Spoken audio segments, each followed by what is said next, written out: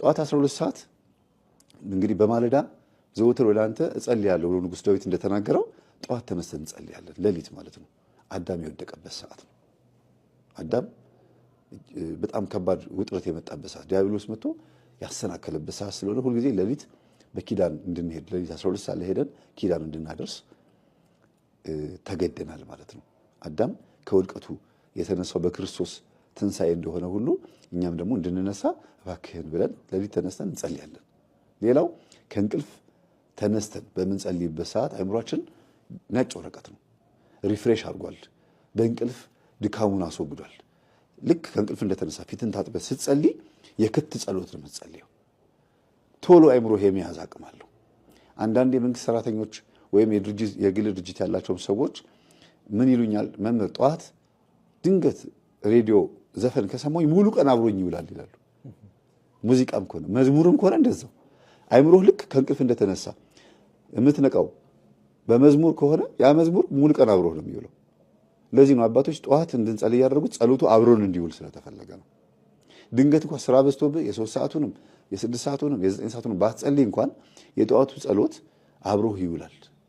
እያልክ እየዘመርክ ነው የምትውለው ሳታውቀው። ለምን አእምሮ የሰጡትን ነው የሚያቀብለው። ነጮች ኮንሺየስ አንኮንሺየስ ማይንድ የሚሉት ይሄን ነው። ይሄ ፊት ለፊት ያለው ቅርቡ አእምሮ ለውስጠኛው አእምሮ ያቀብለዋል ይላሉ። እኛ ደግሞ የምንለው ምንድነው? አእምሮና ህሊና ነው የምንለው። እነሱ ናቸው የከፋፈሉት እንጂ ህሊና ዋናው ትልቁ ይሄ ውስጥ ያለው ድብቁ አእምሮ ነው፣ ፈራጁ ነው። ኃጢአት ስትሰራ ጸጥ ብሎ ይቀር ማነው? ዝም ብሎ ይቀመጥና ልክ ኃጢአት ስትሰራ ይላል። እሱ ድብቁ አእምሮ ነው። ይሄ ፊት ለፊት ያለው አእምሮ ግን ያቀበልከው ነው። ልጠጣ ስትል ጠጣ ይላል። ይሄ ድብቁ አእምሮ የተሰጠውን ነው የሚቀበለው። ይሄ ፊት ለፊት ያለው ግን ስሜት ነው። አድርግ ብላ ጠጣ ምናምን ይላልና ጸሎትንም ላድርግ ብለህ ስትነሳ እሺ ብለህ ስትጸልይ ይቀበላል። ያንን ዘፈንም ከሆነ ይቀበላል። የሰጠኸውን የሚቀበል ከሆነ ምንድነው መስጠት ያለብህ ነው ለአእምሮህ። አሁን ምን ልስጠው ብለህ ነው ማሰብ ያለብህ። ክርስቲያን ሁልጊዜ ጠዋት የእግዚአብሔርን ቃል እንደ ምግብ ይሄን መጽሐፍ ብላ ብሎ የተናገረው መጽሐፍ ቅዱስ ስለዚህ ነው ብላ የሚበላ ነው ማለት ነው የእግዚአብሔር ቃል። ሁለተኛው ደግሞ 3 ሰዓት ላይ የምንጸልየው ጸሎት ነው። 3 ሰዓት ላይ ጌታችን ኢየሱስ ክርስቶስ የተገረፈበት ሰዓት ነው። ድንግል ማርያም ከገብርኤል ብስራት የሰማችበት ሰዓት ነው። እንደገናም ደግሞ ሊፈርድ የሚመጣበት ሰዓት ነው። ሊፈርድ ዓለምን ሊያጠናቅቅ ግንቦት መጋቢት 29 እሁድ ቀን ዓለም የምትጠፋበት ቀን ነው አይደል? በቤተ ክርስቲያናችን ተጽፏል። የትኛው መጋቢት የትኛው 29 እንደሆነ አይታወቅም እንጂ መጋቢት 29 ዓለም የምትጠፋበት ሊፈርድ የሚመጣበት ቀን ነው። አዎ በጠዋቱ 3 ሰዓት እሁድ ቀን ነው የሚመጣው። ስለዚህ ጠዋት 3 ሰዓት በምትጸልይበት ሰዓት ይሄን እያሰብክ እንድትጸልይ ነው። ነብዩ ዳንኤልም ጠዋት 3 ሰዓት ተነስቶ ነበረ የሚጸልየው የነበረው። በአንበሶች ጉድጓድ የተጣለው ዳንኤል ጠዋት ተነስቶ 3 ሰዓት ላይ ይጸልይ ነበረ፣ እግዚአብሔርም ጸሎቱን ይሰማው ነበር ይላል። ይሄ በነግህ ማለት ሲነጋ ማለት ነው 3 ሰዓት ላይ። እንግዲህ ለምንድን ነው በ3 ሰዓት የምንጸልየው? ልክ እመቤታችን ገብርኤል ሊያበስራት እንደመጣ ሁሉ እኔንም መልካም ዜና አብስረኝ እያልክ ነው የምትጸልየው። ሊፈርድ እንደሚመጣ ሁሉ አንደኛ አትፍረድብኝ፣ ሁለተኛ ደግሞ ፍረድልኝ ማለት ተበድያለሁና እንዲያርገውኛልና ብለህ የምታመለክትበት ነው። በኃጢአት ምክንያት ደግሞ አትፍረድብኝ የምትልበት ሰዓት ነው። በጎቼ በቀኝ ፍየሎች በግራ ብለህ እንዳልክ ሁሉ እኔን ደግሞ በቀኝ እባክህን እንደሆን አእምሮዬን ክፈትልኝ ትላለህ ጠዋት 3 ሰዓት ላይ። እንደተገረፈበት ሰዓት ደግሞ ጌታ ሆይ ለእኔ ስትል ይሄ ሁሉ ጅራፍ አርፎብሃል 6666 ጊዜ 4 ስድስቶች ማለት ነው። ለእኔ ስትል ጀርባ እስኪላጥ ተገርፈሃል፣ ምንም አላጠፋህም። የኔን ህማም ግን ተሸክመህ ኢሳይያስ 53 ላይ እንዳለው ትንቢተ ኢሳይያስ ላይ ለእኔ ግን ህማሜን ተሸክመህልኝ ተገረፍክ በሊጦስትራ። ሊጦስትራ ማለት ቦታ ነች። አሁን ይህ አካባቢ ስም እንዳለ ሁሉ ሊጦስትራ የተገረፈባት ቦታ ነች። ከሊጦስትራ እስከ ቀራኒዮ ድረስ ያን ሁሉ መከራ የተቀበልከው ለእኔ ነው። እባክህን ጌታ ሆይ ለእኔ እንደተገረፍክልኝ ሁሉ እኔ ደግሞ ግርፋትህን እያሰብኩኝ እንድሰግድ ብርታት ስጠኝ። አንተ 6666 ጊዜ ስትገረፍ በመለኮታዊ ኃይልህ እንደቻልክ ሁሉ እኔንም ደግሞ አበርታኝ። በስምህ የሚገጥመኝ ፈተና ካለ ክብርህን ለመውረስ የሚያስችለኝ ነገር እስከማገኝ ድረስ ብርታቱን ስጠኝ ትለዋለህ። ስለዚህ የብርታት ጸሎት ይባላል። ግልጽ ነው አይደለ? ከዛ 3 ሰዓት ጸሎቱ ካለፈ በኋላ ደግሞ 6 ሰዓት ትመጣለህ። 6 ሰዓት አጋንንት በጣም የሚሰለጥንበት ሰዓት ነው። በጣም አደገኛ ሰዓት ነው። ጌታችን ኢየሱስ ክርስቶስ ደግሞ የተቸነከረበት ሰዓት ነው። ቅድም ሊጦስጥራ ብያለሁ፣ የተገረፈበት ከ3 ሰዓት ጀምሮ እስከ 6 ሰዓት ድረስ ምን እያደረገ ነበረ? ያን ተራራ እየወጣ ነበር፣ እያንገላቱት ወገቡን እየጎተቱ ከኋላ ሲጎትቱት ወደ ኋላ ይወድቃል፣ ከፊት ሲጎትቱት ወደ ፊት ይወድቃል። መስቀል ተሸክሞ ነው።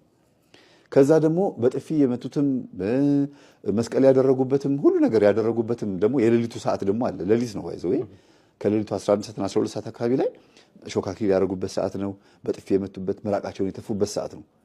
ያንን ሰዓት አስበህ ደግሞ ቀን 6 ሰዓት ስታየው እዛ መስቀል ላይ ንጉሥ ሆኖ ታየዋለህ።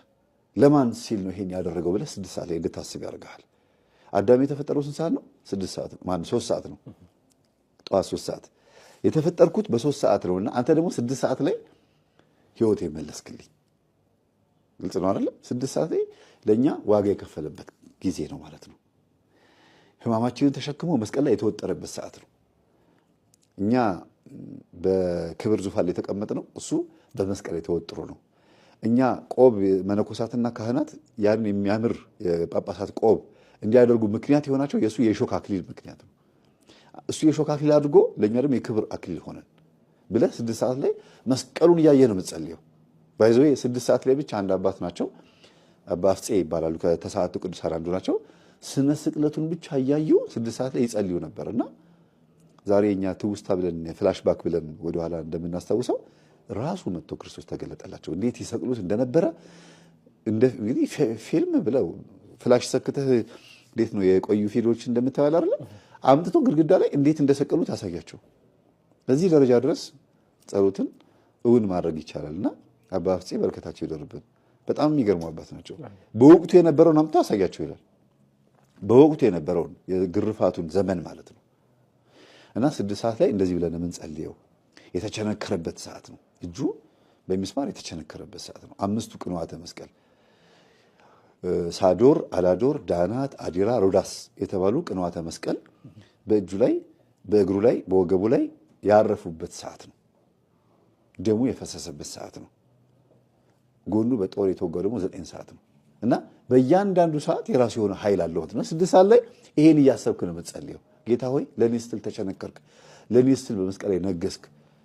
አይገባህም፣ ግን ለኛ ስትል ነው ያደረከው። እንደ ሰው በአጭር ቁመት በጠባብ ደረት ተወስነ መተህ የድንግል ማርያም ጡት ጠብተህ እንደ ሰው ተመላልሰህ 33 ዓመት ከ3 ወር ቆይተህ እዚች መስቀል ላይ ስራህን ፈጸምክ። ከዚህ በኋላ እኮ ከመስቀል የምትወርደው በክብር እንጂ እንደነበርከው አይደለም። በክብር ነው ከመስቀል የሚወርደው። ስለዚህ ያንን አስበን እንጸልያለን 6 ሰዓት ማለት ነው። 9 ሰዓት ደግሞ የሚገርም ሰዓት ነው። አንደኛ ጌታ ነፍሱን የሰጠበት ሰዓት ነው። ተፈጸመ ያለበት ሰዓት ነው። እነዚህ ቃላቶች በአንተ ህይወት ውስጥ ትልቅ ተጽዕኖ ይፈጥራሉ፣ በእኛ ህይወት ውስጥ ማለት ነው። ለምሳሌ ፀሐይ ጨልማለች፣ ጨረቃ ደም ለብሳለች፣ ከዋክብት ረግፈዋል አይደለም? በእነዛ ከ6 ሰዓት እስከ 9 ሰዓት ባሉ ጊዜያቶች ውስጥ ህማማቶቹ ታይተዋል። እመቤታችን ቅድስት ድንግል ማርያምና ዮሐንስ ወንጌላዊ የተገኙበት ሰዓት ነው። እነዚህ 3 ሰዓታቶች ልክ 9 ሰዓት ላይ ግን ነፍሱ ልትወጣ ስትል ዮሐንስ ና ወደዚህ ቅረብ አለው። መስቀል ላይ ሆኖ እንደተወጠረ እንደዚህ እነኋት እናትህ፣ እናቴን ውሰድ አለው። ሰጥቻለሁ እናት አድርጌ። በዮሐንስ ውስጥ እኛ አለን። ወኪል ነው እሱ፣ ወኪል ነው። ይሄንን በራእይ ዮሐንስ ምዕራፍ 12 ላይ ታገኘዋለህ። መጨረሻው ላይ ዘንዶ እመቤታችንን ሲፈትናት ማለት ነው። እዛ ቦታ ላይ የዮሐንስ ወኪልነት ተጽፏል ማለት ነው። ቃሏን ባነባት ደስ ይለኛል። እንዲህ ይላል፣ ዘንዶውም ይላል ሴቲቱ ላይ ተቆጥቶ የእግዚአብሔርን ትእዛዝ የሚጠብቁትን የኢየሱስ ምስክር ያላቸውን ከዘሯ የቀሩትን ሊዋጋ ሄደ ይላል። ዘንዶ 3 ነገር ነው። ራእይ ዮሐንስ 12:17 ላይ ዘንዶውም በሴቲቱ ላይ ተቆጥቶ የእግዚአብሔርን ትእዛዝ የሚጠብቁትን ክርስቲያኖችን ማለት ነው የሚጠብቁትን የኢየሱስ ምስክር ያላቸውን ማተብ ያደረገው ነው። እኛ ምስክር ማለት ማተብ ነው፣ ወይም ሰማዕታት ማለት ነው። ከዘሯ የቀሩትን የድንግል ማርያም ዘሮች ማን ናቸው? በመስቀል እግር ስር እነሆ ልጅሽ የተባለው ዮሐንስ ዘሯ ነው። የኢየሱስ ክርስቶስ ልጅነት በጸጋ ለዮሐንስ ተሰጥቷል። ከዚህ በኋላ ልጆችሽ እነሱም ጨምር ናቸው፣ እኔ ብቻ አይደለሁም ማለት ገብቶሃል አይደል? ጌታን ምናሉት የሆነ ጊዜ ላይ እናትህና ወንድሞችህ ይፈልጉሃል ብሎ ሲሉት ጊዜ እናቴም ወንድሞቼም ቃሌን የሚጠብቁም ጭምር ናቸው ብሎ ተናግሯል። ስለዚህ ከዘሯ የቀሩትን ሲል በመስቀል ላይ የተሰቀለው ክርስቶስ በሰው ማንነት በኩል ከሷ ስጋ ተካፍሏል። የሰውን ዘር ተካፈለ እንጂ የመላእክትን አይደለም እንደሚለው ማለት ነው። ከዛ ዮሐንስ የኛን ማንነት ወክሎ ነው፣ ሪፕሬዘንት ነው፣ ወኪላችን ነው። በዮሐንስ በኩል እናታችን ድንግል ማርያም ተሰጥታናለች። መቼ? ልክ ሁልጊዜ ነው የተሰጠችን፣ ግን እርግጠኛ የሆነው ማህተም ያረጋግጠው በደሙ በስጋው ነው። ደሙ በሚፈስበት በዛ በመስቀል በቀራንዮ ላይ ነው። ስጋው ደግሞ ስንቀበል ምንም እንኳን መለኮት የተዋሃደውን ከድንግል ማርያም ስጋ ከነሳ በኋላ ልዩ የሆነውን ያንን ስጋ ብንቀበለውም ግን ድንግል ማርያምንም በውስጥ በኩል እንደ እናት ታሳቢ ማድረግ አለብን። የተቀበልነው ስጋና ደም የድንግል ማርያም ነው እያልኩኝ አይደለም። የኢየሱስ ክርስቶስ ስጋና ደም የተቀበልነው ግን በታሳቢነት አብራ ተሰጥታለች። እዛ ቦታ ላይ ኑዛዜ አለ። ኑዛዜ ግልጽ ነው። ለምሳሌ አባት ሊሞት ሲል እስቲ ልጆችን ሰብሰብ አድርጉልኝ ተብሎ ካህኑም ይመጣል። መኪናውን ለዚህ ለትልቁ ስጡልኝ፣ ቤቱን ለዚህች ለትንሿ ልጅ፣ እንትኑን ደግሞ ይሄን ፋብሪካውን ለገሌ እያለ ይናዘዛል አይደል? ሊሞት ሲል አይደል? ጌታችንን መስቀል ላይ ሆኖ እየተናዘዘ ነው። ይሄው እናቴን ሰጥቻለሁ ውሰድ አለው። ከዛን ሰዓት ጀምሮ ይላል ዮሐንስ ወንጌል ላይ የኢየሱስ እናት ዮሐንስ ወሰዳት ይላል። ልክ 9 ሰዓት ሲሆን ጌታችንም ቃሉን ከተናገረ በኋላ ኤሎሄ ኤሎሄ ላማ ሰበቅታኒ፣ አምላኬ አምላኬ ለምን ተውከኝ ብሎ በዕብራይስጥኛ ጮኸ ይላል። ግን ለምን ተውከኝ ሲል ደካማ ሆኖ አይደለም፣ ሰይጣን ዲያብሎስን ለማቅረብ ነው። አቅርቦተ ሰይጣን ይሉታል አባቶቻችን። ምንድነው ዛሬ የተፈጸመው? ትልቁ 9 ሰዓት ላይ የሚገርም ተአምር የተፈጸመው ምንድነው? ያኔ አዳምና ሔዋን 7 ዓመት በገነት ሲኖሩ ሰይጣን በምን ላይ መጥቶ ነው ያታለላቸው? በእባብ ላይ። እባብ ደግሞ የዛን ጊዜ የምታምር ነበረች፣ ገላዋ ቆንጆ ነበረ። እንስሳ ነው እንጂ ያዋራኝ ሰይጣን በእባብ ውስጥ አድሮ አዋራኝ ብላ ሔዋን አታስብ። በሚያምረው የእባብ ገላ ውስጥ አድሮ ሰይጣን መጥቶ ሔዋንን እና አዳምን እንዳሳሳታቸው ሁሉ አሁንም ኢየሱስ ክርስቶስ በምታምረዋ በቅድስት ድንግል ማርያም ገላ ውስጥ ተደብቆ ከስጋዋ ስጋ ከደሟ ደም ነስቶ በመስቀል ላይ ሆኖ አምላኬ አምላኬ ለምን ተውከኝ ሲል ፍጡር መስሎ ታየው ዲያብሎስ። ከርቀት ያይ ነበር። እንዴ አምላክ ነው ብዬ እስካሁን ስሻሸው ስፈራው ለካ ሰው ነው እንዴ ብሎ መጥቶ እንደለመደው የብዙ ነፍሳትን ነፍሳቸውን ሲኦል ስጋቸው መቃብር ማድረግ እንደለመደው መጥቶ ሊቆራኘው ሲል መላእክቶች መጥተው በእሳት ዛንጀር በንፋስ አውታር ወጥረው ያዙት ይላል። ስለዚህ አምላኬ አምላኬ ለምን ተውከኝ ያለው ሰይጣን ጸጋ የተገፈፈ መንፈስ ስለሆነ ማስተዋል አይችልም እና በድንግል ማርያም ስጋ ውስጥ ተደብቆ ወይም የለበሰው ስጋ የድንግል ማርያም ስጋ ነው አይደል? በዛ ማንነት ውስጥ ተደብቆ ኤሎሄ ኤሎሄ ወይም አምላኬ አምላኬ ብሎ ሲጮህ ደካማ ስጋ መስሎ ታየ። አቅርቦተ ሰይጣን ነው። 9 ሰዓት ላይ ስንጸልይ እኛ ብዙ ጊዜ ጌታ ሆይ እኔ የማውቀው ነገር የለም እባክህን አድነኝ ይቅር በለኝ እያልን ስንሰግድ የማንን ኃይል እየጠበቅን ነው? የእግዚአብሔርን ኃይል። ስለዚህ እኛ በትህትና ዝቅ ባልን ቁጥር ኃይል እናገኛለን። ሰይጣን ሊይዘን ሲመጣ በምን ለምን አምላካችን ስም እንይዘዋለን ማለት ነው። ለዚህ ነው ክርስቶስ የሚያደርጋቸው ነገሮች በሙሉ እኛ እንድናደርጋቸው ያደረገው። አቅርቦተ ሰይጣን የተባለውም ያ ነው። መቼም አርፎ ተቀምጦ የነበረውን ሰይጣን ማቅረብ እንዴት ይሆናል ብለህ ልትል ትችላለህ። ሊይዝህ ነው አድፍጦ የነበረው። ቅዱስ ጴጥሮስ ሲናገር ሰይጣን የሚውጠውን ፈልጎ እንደሚያገሳ አንበሳ በዙሪያችሁ ይሽከረከራል ዲያብሎስ ብሎ ነው የተናገረው። ስለዚህ በዙሪያ ያንዣብብ የነበረው መንፈስ ና ብለህ የምትይዘው በትህትና ዝቅ ብለህ ስትሰግድ ክርስቶስ ያደረጋቸው ነገሮች ስታደርግም ጭምር ነው ማለት ነው። 9 ሰዓት ያን ነው የሚያመለክተው። ተፈጸመ ብሎ ድንግል ማርያምንም ልጅ ሰጣት። ዮሐንስም ደግሞ እናት አገኘ። ለምድራችን ከሔዋን ቀጥሎ ቤዛ የሆነች ወይም ምትክ የሆነችው ድንግል ማርያም ናት። ሔዋን እናት ነበረች፣ የሕያዋን ሁሉ እናት ነች።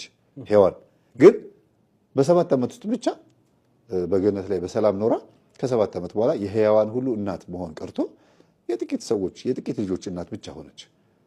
ድንግል ማርያም ግን አሁን የሕያዋን ሁሉ እናት እንድትሆን ስሟን ለጠራ የኢየሱስ ክርስቶስንም አምላክነት ላመነ በሙሉ እናት ነች።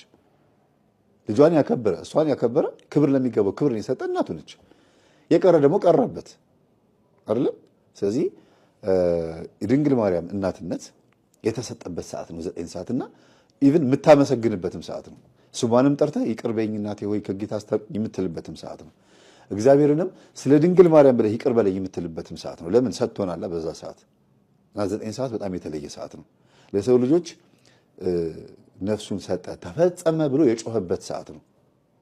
የዛን ሰዓት ጨረሰ ሞተ ማለት ነው። ሞተ የምንለው ሞተ በስጋ ተብሎ የሚጸልየው በዛ ሰዓት ነው እና እዚህ ሰዓት ላይ ስትጸልይ እንዴት እንደሚል አስበው።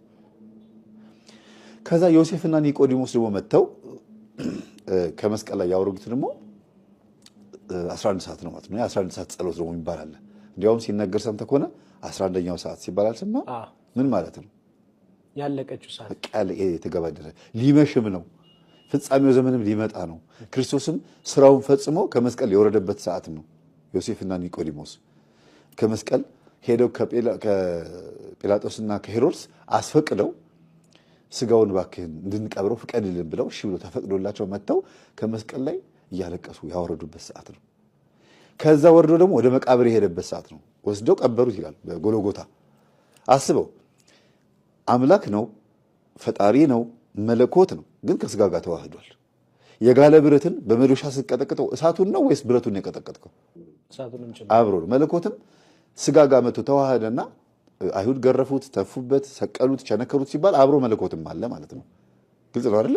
ስለዚህ ሲቀበርም ሞተ ሲባል በስጋ ሞተ ነው የምንለው፣ ግን ክርስቶስ አምላክ ነው፣ ሕያው ነው።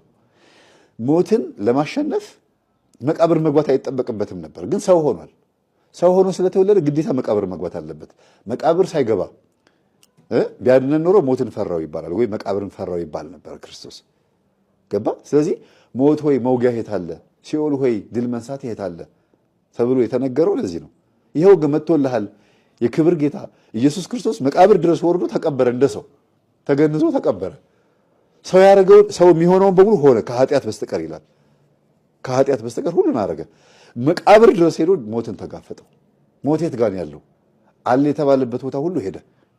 በምድር ላይ 3 ዓመት ከ3 ወር የተበላለሰው ሞት የት እንዳለ እያሳየንም ጭምር ስለሆነ ሞት ሲባል እኛ እንደዚህ ነፍስ ከስጋ መለየት ብቻ ነው አይደል የሚመስለን፣ ግን በቁም መሞትም አለ፣ በኃጢአት መሞት።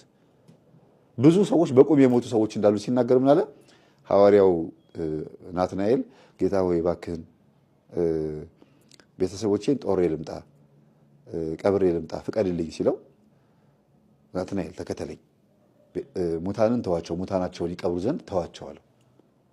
ሙታንን ተዋቸው፣ ሙታናቸውን ይቀብሩ ማለት የሞተ ሰው ካለ በቁም ያለ እንደ ሞት የተቆጠረው ሰው ይቀባበሩ፣ አንተ ግን ወደ ህይወት ና ማለቱ ነው።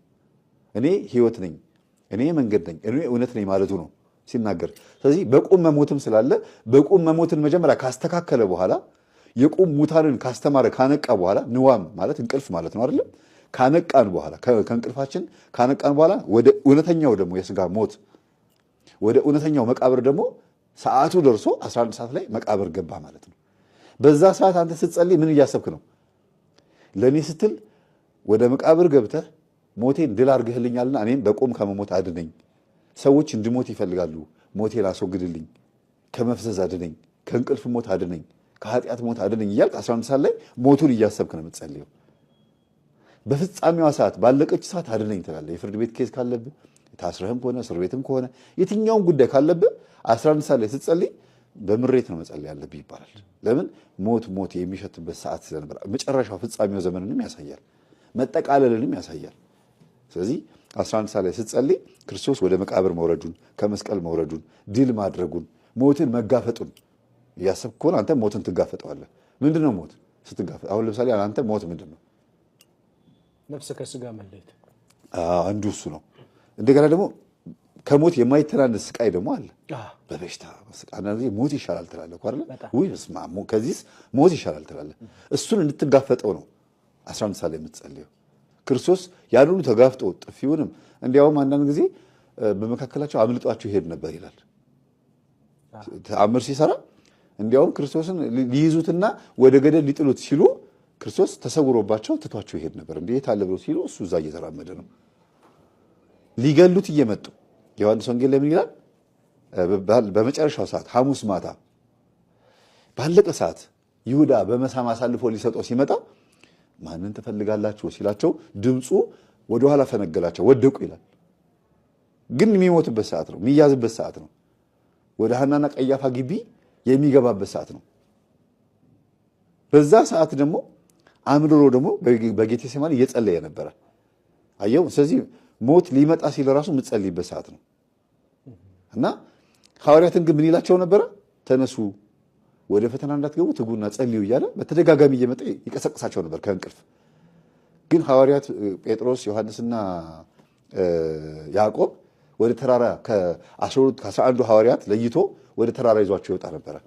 ባይዘው 11 ሆነዋል። ይሁዳ በመጨረሻ ሰዓት ትቶ ስለሄደ 11 ሆነው ነበረ። በዛ ሰዓት ይሁዳ ምን እያደረገ ነው?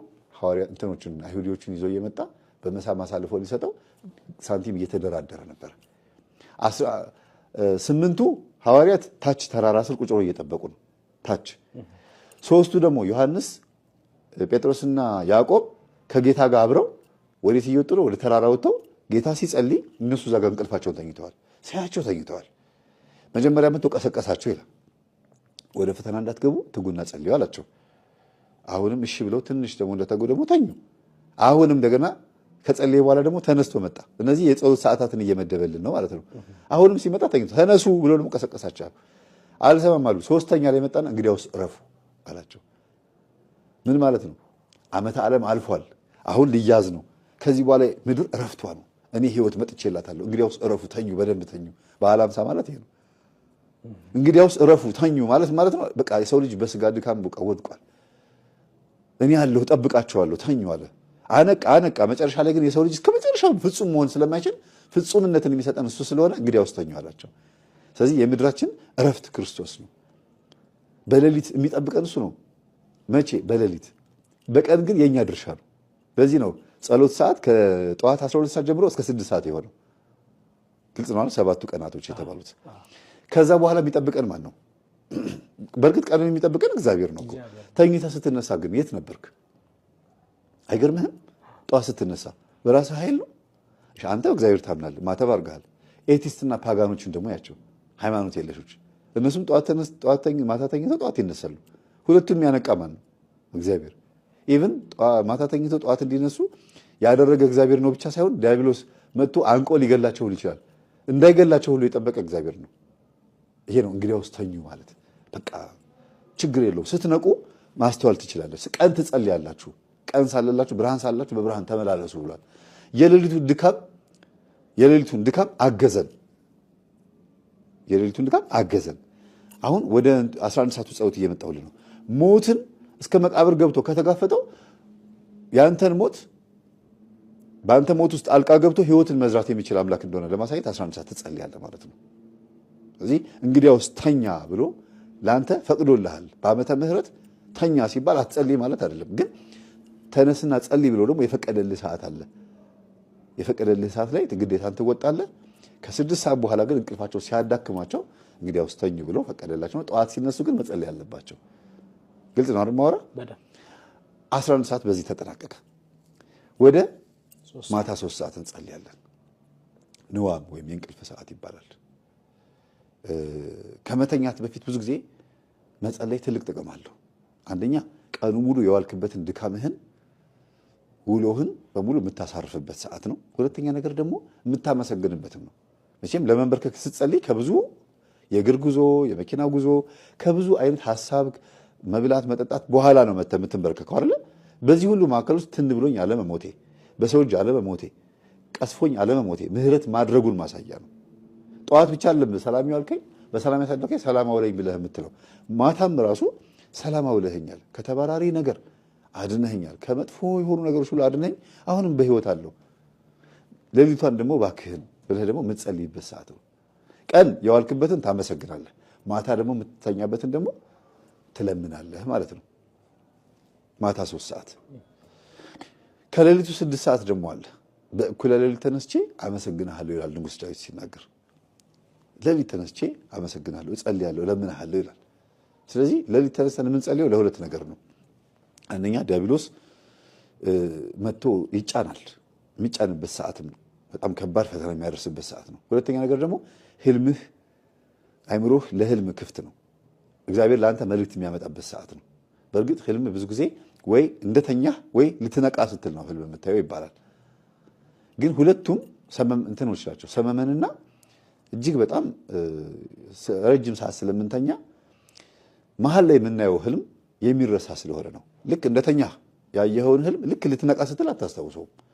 እኔ ሁሉ ብዙ ጊዜ ህልም ያለው አይደል? ወይኔ ምንድን ነበር ያየሁት? ግን ይሄን ነገር አይቻለሁ እላለሁ።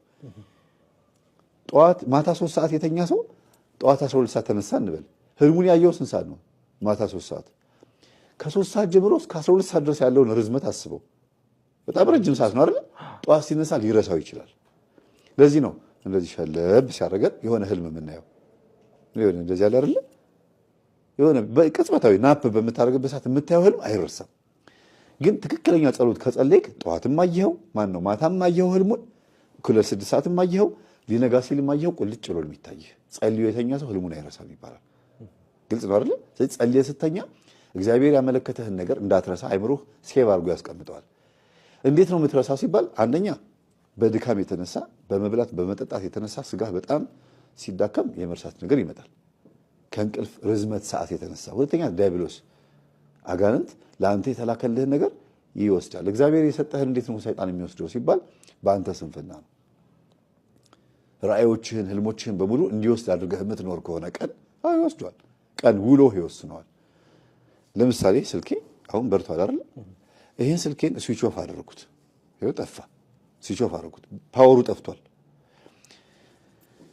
አንተ ከቀኑ 3 ሰዓት ላይ ሜሴጅ ላክልኝ። ቀን 3 ሰዓት ላይ ስልኬ ግን ፓወሩ ጠፍቷል፣ አላየሁትም። ምክንያቱም ጠፍቷል። ማታ 3 ሰዓት ላይ ስከፍተው ኪኪው እያለ ቀኑ ሙሉ ሜሴጅ የላኩልኝ ሰዎች ያመጣል።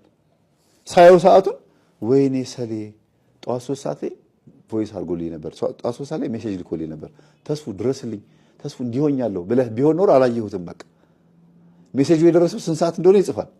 ማን ነው የተላከው? የደረሰው ደግሞ ስንት ሰዓት ነው? እኔ ስከፍተው ነው። የሰው ልጅም እንደዛ ነው። እግዚአብሔር መልእክቱን በሰዓቱ ልኳል። አንተ ግን ስዊች ኦፍ ሆነ ከሆነ ማትጸልይ ማለት ነው። ለእግዚአብሔር የማይመች ህይወት ውስጥ ሆነ ከሆነ ሜሴጁ አንተ ጋር አይደርስም። ከአየር ላይ አጅሮ ይቀርበዋል። ተሰጥቶሃል፣ ግን አልተቀበልክም። መጸለይ ስትጀምር መትጋት ስትጀምር እንዳለ ሜሴጆቹ ይመጣሉ። ወይኔ ህልም በህልም ትሆናለህ። ብዙ ጊዜ የሚጸልዩ ሰዎች መምህር ህልም አየን እንዲያየው ይላሉ። ምናልባት የዛሬ 10 ዓመት የዛሬ 5 ዓመት የዛሬ ዓመት የተላከ ሜሴጅ ነው አሁን የደረሰው። አንተ ባለመንቃት የተነሳ ተከማችቶ ከዛ ልቀቅ ሲባል አጅሬው ይኸው በዚህ ሰዓት የተልኮልህ ነበር እኔ ነኝ ያስኩት እያለ ይሰጥሃል፣ ያሳይሃል ማለት ነው። ስለዚህ የጠዋት የሌሊት 6 ሰዓት ጸሎት ትልቁ ጥቅሙ የፈለገ ልም ያለ እንቅልፍ ቢወስድህም ስጋህ በድንህ አልጋ ላይ ተኝቶ ዲያብሎስ መጥቶ እንዳይጫነህ በጠባቂ መልአክ ትጋረዳለህ ማለት ነው። የ6 ሰዓት ጸሎት የሚጠቅመው ጥበቃው የእግዚአብሔር ጥበቃው በእንቅልፍ ሰዓት በድን የሆነው ሬሳ የሆነው በእንቅልፍ ምክንያት ትንሹ ሞት ይባላል አይደል? እንቅልፍ እኮ ትንሹ ሞት ነው። በቃ ጠዋት ራሱ ተፈጥሮ ይቀሰቅሳል እንጂ በቃ ትንሹ ሞት በለው። በዛ ሰዓት ግን ዲያብሎስ መጥቶ እንዳይቆርጥህ፣ እንዳይፈልጥህ፣ እንዳይከተክትህ ወይም በአንተ ህይወት ውስጥ መጥቶ ጣልቃ እንዳይገባ መጥፎ ህልም እንዳያሳይህ ይረዳሃል። ቅዠት እንዳያሳይ በሬ ሲያባርርህ፣ ውሻ ሲነክስህ፣ በገደላ ገደል ስትሮጥ የምታየውን ሳይሆን መጥፎ የተሳሳተ ህልም እንዳያሳይህ። ለምሳሌ መልአክ መስሎ ሊታይ ይችላል። የሆነ መልእክተኛ መስሎ ሊመጣ ይችላል። ለምን? ባለመጸለይ የተነሳ። ከጸለይክ ግን ይሄን ማድረግ አይችልም። የሚያደርገው ምንድነው? አንተን ሊገልህ እንደነበረ በመልእክት ያሳያል። ማን? ጠባቂ መልአክህ ነው፣ ሰይጣን አይደለም። በሬ መስሎ የሚታይ ሰይጣኑ ሳይሆን ጠባቂ መልአክህ መንፈሱን በበሬ መልክ ያሳያል። በሬ ሲባል የሚወጋ ፊጋ በሬ ሆኖ ሲያባርር ካሳየ አንተ ላይ መንፈሱ ተናዶብሃል ማለት ቀን ባደረከው መልካም ነገር ድሃ በመርዳት በመጸለይ በመስገድ በማስቀደስ ስለተበሳጨ ማታ እንዲህ ነው ልታመልጠኝ ነው እያለ በበሬ ያሳያል። በውሻም ውሻ ደግሞ የዝሙት መንፈስም ነው፣ ዛርም ነው። ቡችላ ከሆነች የዝሙት መንፈስ፣ ትልቅ ውሻ ከሆነ የዛር መንፈስ ተብሎ ይተረጎማል። ይሄ መንፈስ አንተ ላይ ሌሊት መጥቶ ተጽዕኖ እንዳይፈጥርብህ ጠባቂ መልአክህ ጥሩ መልእክት ለህይወት፣ ለቤተሰብ፣ ለሚስት፣ ለትዳር የሚጠቅምህን መልእክት የሚያሳይህ 6 ሰዓት በምትጸልየው ጸሎት ነው ማለት ነው። ግን የሥራ ሰዓታቸው አጉል የሆነባቸው ሰዎች መጸለይ የማይችሉ ምንድነው ማድረግ ያለባቸው የሚለውን ባጭሩ ጠቅለል ማድረገው 7ቱን ጸሎቶች መጸለይ እንኳን ባይችሉ ቢያንስ ታክሲ ውስጥም የሆነ ሰው ስልኩን አላርም ይሞላል። ለምሳሌ ይሄው በእጃችን ላይ ትልቅ ነገር አለ። በድሮ ጊዜ ስልክ አልነበረም፣ ራሱ መንፈስ ቅዱስ ነው የሚያግዘን። አሁን ግን ደካማ እንኳን ብንሆንም አላርም እንሞላለን። ሌሊት 12 ሰዓት ላይ 6 ሰዓት 3 ሰዓት 9 ሰዓት 11 ሰዓት 3 ሰዓት እያለን እንሞላውና ሰዓት ልክ ቴቴው ብሎ ሲጮህ ታክሲ ውስጥ ከሆንክ እዛ ብቻም አትሰግድም። ታክሲ ውስጥ ወይም መኪና ውስጥ በመንገድ ላይ ትራፊክ ይዞ አትሰግድም። ስብሰባ ላይ ብትሆን ግን ወዲያው አላርሙን ተዘጋውና አቡነ ዘበሰማያት ይትቀደስ ስምከ ትላለህ ወይም አባታችን ትላለህ። በቃ 55 ሰከንድ ናት። ልክ ገዳም የሚጸልዩ አባቶቻችን ከሚጸልዩት እኩል በረከት ታገኝበታለህ። ባለህ ሰዓት የሚፈለገው ዋናው ትልቁ ጉዳይ ማሰብህ ነው። ሲመችህ ግን ቢሮ ውስጥም ከሆንክ የሆነ ምቹ ቦታ ላይ ከሆንክ ግን 3 ሰዓት ላይም ሆነ 9 ሰዓት ላይ ጸሎት መጽሐፍህን ገለጥ አድርገህ ገብተህ 20 ደቂቃ ጸሎት አድርገህ ሰገድ አድርገህ ወደ ጉዳይ መግባት። በተለይ ቢሮ ውስጥ ብቻቸውን የሚሰሩ ሰዎች የመስገጃና የመጸለያ ቦታ ካላቸው በስራ ጊዜያቸው ላይ ይሄን ሰዓት ቢጠብቁት ይባረኩበታል። ከደሞዝ ጋር በተገናኘ ከስራ ምቀኛ ጋር በተገናኘ ከማንኛውም ህይወታቸው ጋር ትዳርን በተገናኘ መጸለይ የሚችሉበት ከገዳማውያን አባቶች ከመናኞች አባቶች ጋር በመንፈስ የሚገናኙት ይችን ሰዓት ሲያከብሯት ነው። ስለዚህ ማጠቃለያው ምንድነው? እግዚአብሔርን በሁሉም ሰዓት ማሰብ አለብን። የጸሎት ሰዓታትን ማክበር ግን በትንሹ የታመነ በብዙ ይታመናል የሚለውን ቃል ለምንፈጽመው ማለት ነው።